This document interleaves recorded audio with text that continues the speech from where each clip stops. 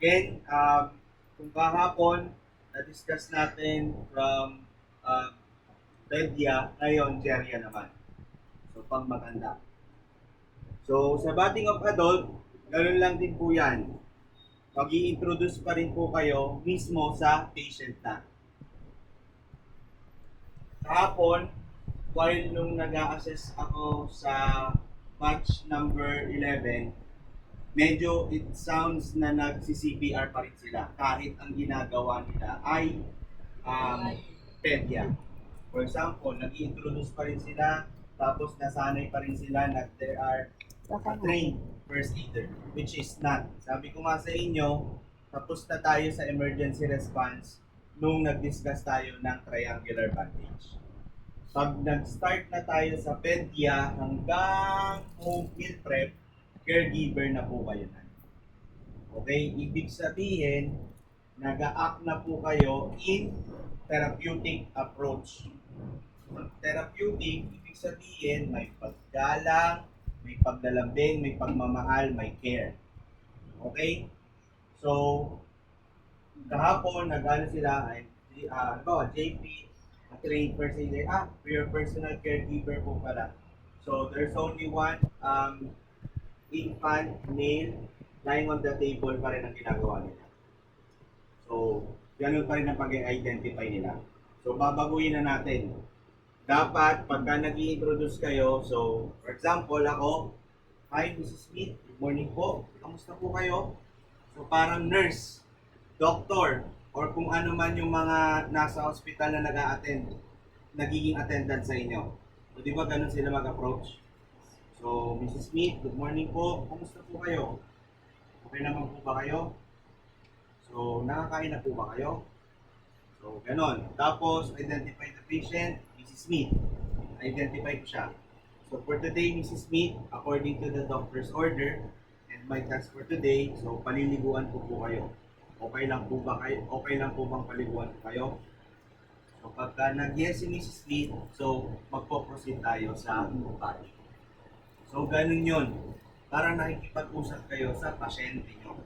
Hindi na kayo makikipag-introduce, mag-identify na para kayong first aider. Pagkaiba yun ang approach. Okay? So, ngayon, prepare all the materials. Una, syempre, kailangan pa rin natin ng mga PD basin. So, itong PD basin, syempre, pagbababaran natin ng cotton,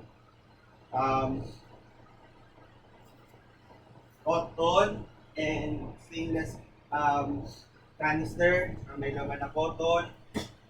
So, kung magpapashave ang pasyente, meron tayong shaving foam. Kung babae, meron tayong feminine wash. So, unahin muna natin sa ulo. Anong ginagamit sa ulo pagka nagpapaligo? Shampoo.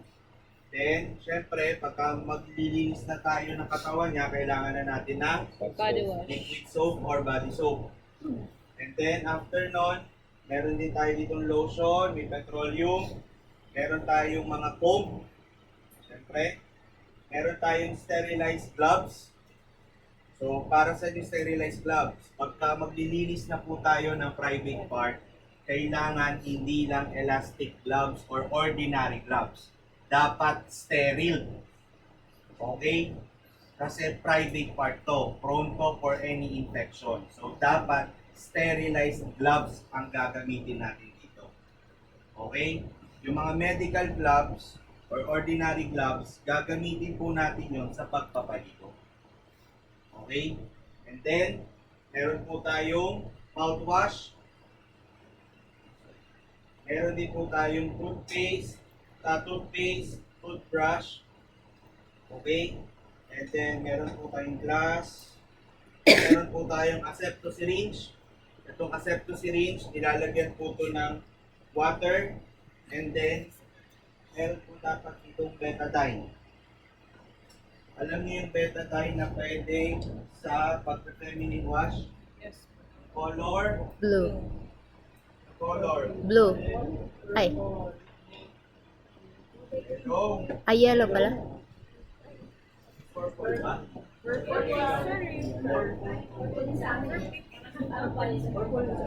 so ito pwede din. Ito yellow. Okay, so dito, lalagyan nyo to ng water tapos betadine. So ito yung pang-wash natin.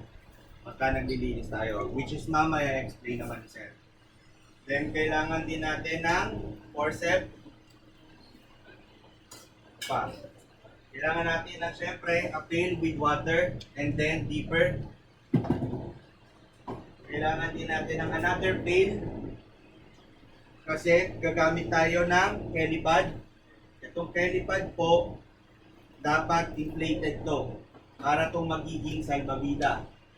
Okay? Pero saktong-sakto po yan sa head para pagka nagwawash na po tayo ng hair, diretso na po dito sa pail yung water.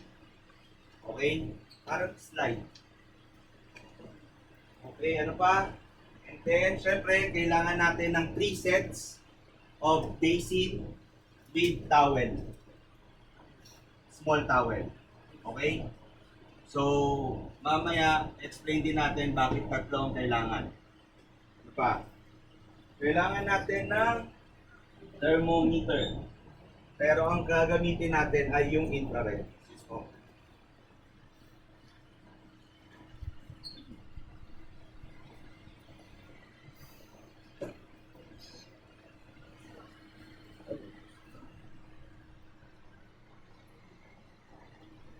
Sorry.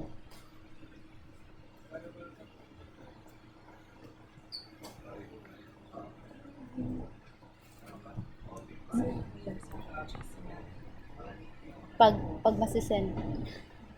Minsan mahaba ayaw sa